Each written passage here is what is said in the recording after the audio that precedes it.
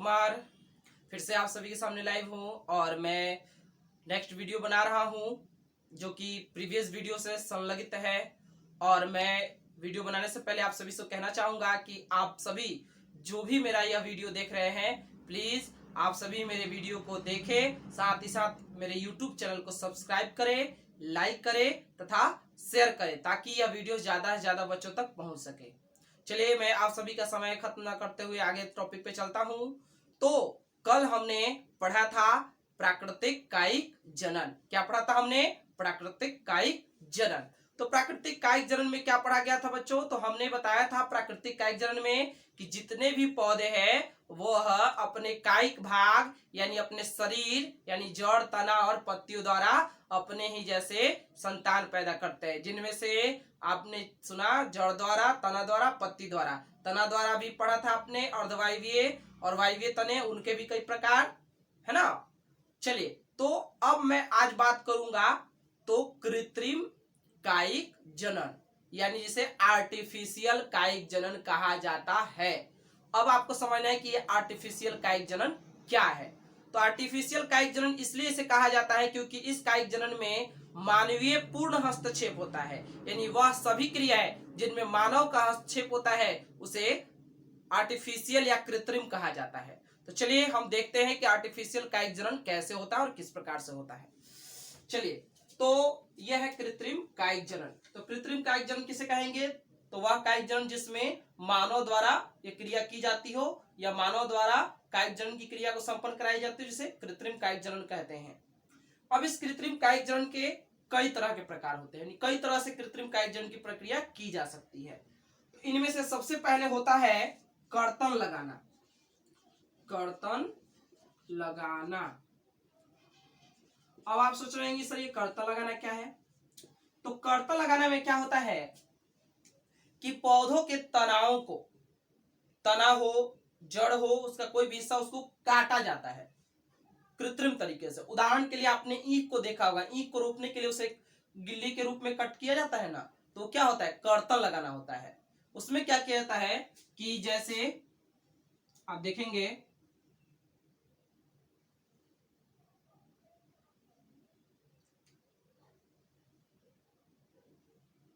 ये होती हैं गिल्लियां।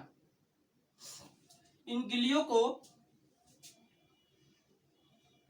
और बड़े स्तर से देखिए आप, तो आप देखेंगे कि इन गिल्लियों को, ये बड़ी सी गिल्लियों को क्या कहता है कि इनमें क्या होता है? कलिकाएं होती हैं, है ना। इन कलिकाओं को क्या कहता है? एक निश्चित स्थान से काटा जाता है। जैसे हम यहाँ इसको दो भागों में हमने काटा। अब क्या कहता है? इसको काटने के बाद इन कटे हुए हिस्से को यहाँ आप देखेंगे कि मिट्टी के अंदर इस कटे हुए हिस्से को क्या कर दिया जाता है? रोप दिया जाता है। क्या कर दिया जाता है? रोप दिया जाता है। ये कहाँ रहता है? जमीन के अंदर, मिट्टी के अंदर इसको रोप दिया जाता है। उसके उपरांत क्या होता है कि इन्हीं कलिकाओं से जड़ आना शुरू हो जाते हैं और फिर इन्हीं कटे हुए तनों से एक नए पौधे का निर्माण हो जाता है। फिर एक नया पौधा इससे तैयार हो जाता है। आपने देखा कि यह नया पौधा कैसे तैयार हुआ? तो किसके द्वारा तैयार हुआ? तो यह किस तने के द्वारा हुआ? तो यानी जब पौधे के तने को कट करके यानी काट कर लगाया गया, तो यह क्या है? कृत्रिम कौन जनन है? तो कृत्रिम कायिक जनन का यह क्या है? कर्तन लगाना। कर्तन लगाने का मतलब आपने समझा कि जब किसी पौधे के तनों को क्या कर दिया जाता है? काट दिया जाता है और काट कर फिर उसे क्या करता है? मिट्टी में रोपित कर दिया जाता है। फिर उससे एक नए पौधे का निर्माण होता है जिसे कर्तन लगाना कहते हैं। आपने देखा कर्तन लगाना किसे कहते हैं? फिर से मैं बता दूं, इसको नोट में नहीं करा रहा हूं, आप लोग इसको नोट भी कर लेंगे, मैं बोल रहा हूं इसको। कर्तन लगाना क्या है? तो पौधे के तने या पौधे के किसी कायिक भाग को विशेष रूप से छोटे छोटे खंडों में काट कर उसे रोपित कर दिया जाता है जमीन के अंदर, और उस रोपित तने से फिर एक नए पौधे का निर्माण होता है जिसे जिसे ही क्या कहता है? कर्तन लगाना कहा जाता है। इस प्रक्रिया में ईख का भी इस्तेमाल किया जाता है। ईख ने आपने देखा ना, ईख को काटकर लगाया जाता है। चलिए बच्चों, और हम एक चीज और बात करते हैं, तो आलू को भी ऐसा कार्य किया जाता है। आलू को भी कर्तन करके लगाया, काटा जाता है। तो ये हुआ क्या, तो कर्तन लगाना। तो कैसे कर्तन लगाना, तो ये कृत्रिम तरीके से हुआ, यानी इसमें मानव द्वारा इसको काटा गया, फिर इसे रोपित किया गया, इसलिए इसे कर्तन लगाना को कौन प्रजनन कहा जाता है, तो कृत्रिम कायिक जनन। क्लियर। अब हम बात करते हैं कर्तन लगाने के अलावा आता है अगला पॉइंट होता है तो दाब लगाना। दाब लगाना, क्या लगाना बच्चों, दाब लगाना। अब दाब लगाने की प्रक्रिया को समझेंगे तो सबसे पहले हम इसे मिटा दें ताकि आप लोग समझ सके दाब लगाना क्या है। इसे भी हम मिटा दे रहे हैं, कर्तन लगाना यहां लिख देते हैं, दाब लगाना। दाब लगाना, दाब लगाना प्रक्रिया क्या है। इस प्रक्रिया में क्या होता है कि जब कोई पौधे के तने, कैसे तने, तो परिपक्व तने, पौधे के कैसे तने बच्चों, परिपक्व तने। हमें यह बात समझना होगा, जब किसी पौधों के कैसे तने, तो परिपक्व तने, तो जो भी परिपक्व तने होते हैं उन परिपक्व तनों में के द्वारा ही क्या कहता है, ये दाब लगाने की प्रक्रिया को की जाती है। दाब लगाने की प्रक्रिया कई तरीके से भी की जाती है, उसको भी हम समझा देंगे। क्या किया जाता है, दो रूपों में किया जाता है। जो पौधे के तने आकाशीय रूप में होते हैं अधिकतर, उनके तने जो एक कठोर तना होता है उस तने को क्या किया जाता है कि विशेष स्थान से उसके मोटे त्वचा के ऊपर जो छिलका वाला भाग होता है उसको क्या किया जाता है, हटा दिया जाता है। और हटाने के उपरांत उसमें क्या किया जाता है कि ह्यूमस भरी मिट्टी को इसमें बांध दिया जाता है। और बांधने के उपरांत इस मिट्टी यहाँ पुआल वगैरह या बोरी वगैरह से, सूती का जो बोरी होता है उससे ढक दिया जाता है। ढकने के उपरांत क्या किया जाता है, इसमें निश्चित समय तक नमी बरकरार रखने के लिए पानी का छिड़काव किया जाता है। और कुछ समय उपरांत इन ह्यूमस भरी मिट्टियों में क्या होंगे, इन तनों से जड़ निकल आएंगे। क्या होंगे, जड़ निकल आएंगे। और इस जड़ के इस हिस्से से हम इसको क्या करेंगे, काट देंगे। और यह हमारा तैयार हो गया कैसा, तो एक कृत्रिम कायिक जनन द्वारा यानी दाब द्वारा एक नया पौधा तैयार हो गया। अब आप सोचते होंगे कि सर ये आप जानते हैं ना कि आपने देखा होगा कितने छोटे छोटे पौधे जो है फल देने लगते हैं, कैसे संभव होता है इतने छोटे छोटे पौधे। तो इसी के द्वारा, ये जो कृत्रिम कायिक जनन का जो दाब लगाने की प्रक्रिया है, इसी प्रक्रिया द्वारा ही क्या होता है, तो छोटे छोटे पौधे ही फल देना प्रारंभ करते हैं। क्योंकि इनके जो कोशिकाएं, इनकी जो मातृ तने होती हैं वो क्या होती हैं, एक निश्चित आयु को प्राप्त कर गई होती हैं। तो यह परिपक्व तना होता है, इसलिए इससे नए फल जल्दी आना शुरू हो जाते हैं। तो यही है दाब लगाना। आप देखते हैं बड़े बड़े वृक्ष, आम का पेड़ हुआ, लीची का पेड़ हुआ, ऐसे कई फलदार पौधे हैं जिनके वृक्षों से क्या कहता है, तो दाब लगाने की प्रक्रिया द्वारा नए पौधे को तैयार किया जाता है।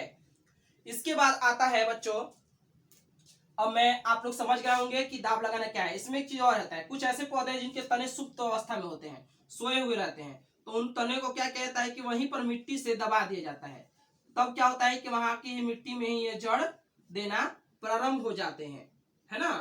तो ये जैसे नींबू का झाड़ हुआ, झाड़ युक्त पौधे होते हैं, नींबू वगैरह हो गए, उन पौधों में ऐसे प्रकार से भी दाब लगाया जाता है। इसमें क्या होता है कि इनके जड़े को दबा दिया जाता है और ये जड़ें क्या होती है, मिट्टी में धस जाती है और उपरांत यहाँ से काटकर फिर इस मिट्टी से इसे निकालकर और एक नए पौधे के रूप में इसको तैयार कर लिया जाता है। ये भी दाब लगाने के ही तहत आता है। लेकिन ये क्या होता है, ये ज्यादातर झाड़ी युक्त पौधे में, झाड़ी जैसे पौधे होते हैं, कटीले कटीले जो भी झाड़ी जैसे पौधे होते हैं उनमें ज्यादातर इसका ऐसा प्रयोग किया जाता है। परंतु ज्यादातर वृक्ष वाले पौधे होते हैं जिनके काष्ठीय तना होते हैं और उन्हें में इस प्रक्रिया द्वारा दाब लगाया जाता है। अब बात आती है तो अब कृत्रिम कायिक जनन की एक और प्रक्रिया पर हम लोग ध्यान देते हैं। चलिए, तो आप सभी समझ गए दाब लगाना। चलिए, इसका भी उदाहरण में आप आम, लीची, है ना, वृक्ष युक्त पौधे जितने अमरूद, फल वगैरह के पौधे हैं उनको इसमें आप रख सकते हैं। चलिए, तो अब इसके बाद अगले पॉइंट पे चर्चा करता हूं मैं। अगला पॉइंट है, क्या है अगला पॉइंट वो देखेंगे। तो अगला पॉइंट पे हम लोग पढ़ेंगे पैबंद लगाना। पैबंद लगाना, जिसे इंग्लिश में ग्राफ्टिंग विधि भी कहा जाता है। इसे याद रखिएगा, पैबंद लगाना को ग्राफ्टिंग विधि भी कहा जाता है, ग्राफ्टिंग। अब ये ग्राफ्टिंग में क्या होता है, चलिए हम बात करते हैं। आप जान लीजिए कि यही ग्राफ्टिंग प्रोसेस जो है यह क्या करता है कि पौधे के आकार, एक ही पौधे में दो रंग के फूल को, गुलाब के फूल आपने देखा होगा कि एक ही पौधे में दो रंग का फूल, एक ही पेड़ में दो किस्म के, एक डाली में दूसरा आम का पौधा, एक डाली में दूसरा आम का पौधा तैयार किया जा सकता है। किस विधि द्वारा, तो इस ग्राफ्टिंग विधि यानी पैबंद लगाने की प्रक्रिया द्वारा।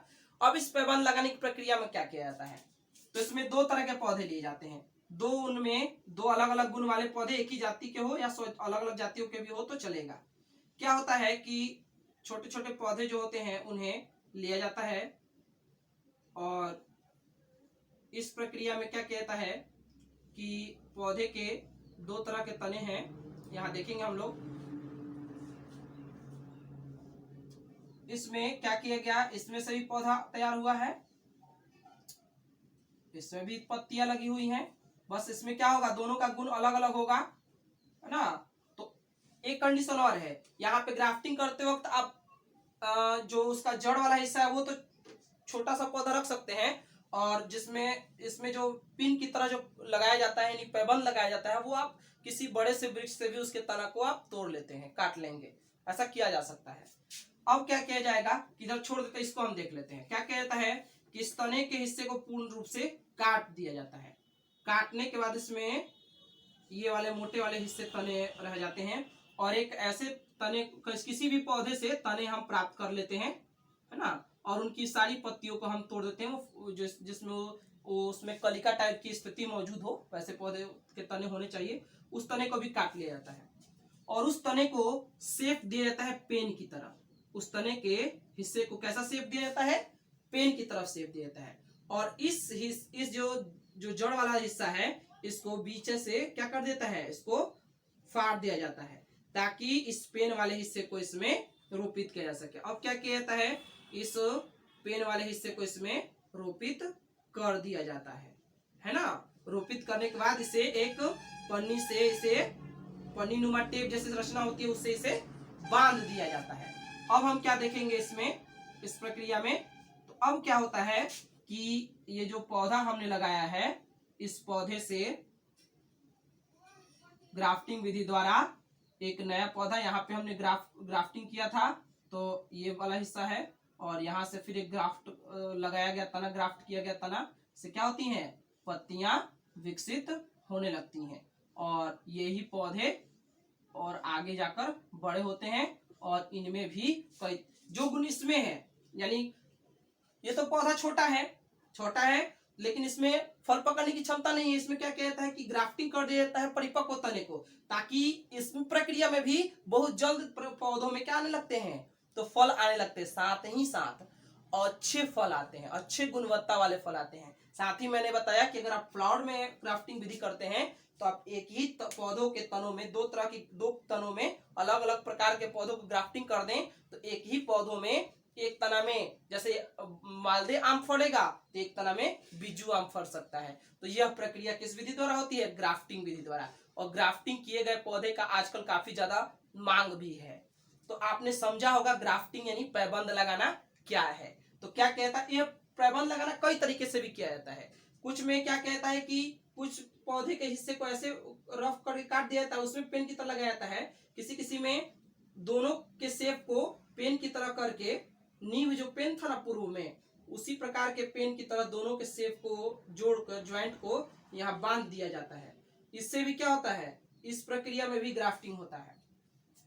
तो ग्राफ्टिंग के द्वारा भी क्या किया जाता है, नए पौधे को तैयार किया जाता है। इस प्रक्रिया में क्या होता है कि पहले एक तना लिया जाता है,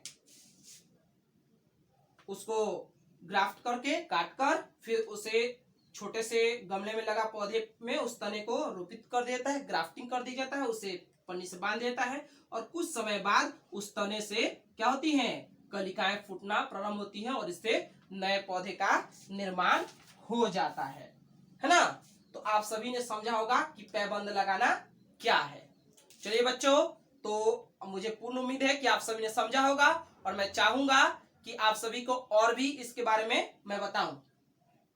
तो मैं आज ही इस चैप्टर पे और आता हूं तो आगे की बात आती है, तो एक कृत्रिम कायिक जनन के अलावा एक और प्रजनन आता है, उस पर अब चर्चा करते हैं। अलैंगिक जनन काहेंगे प्रजनन है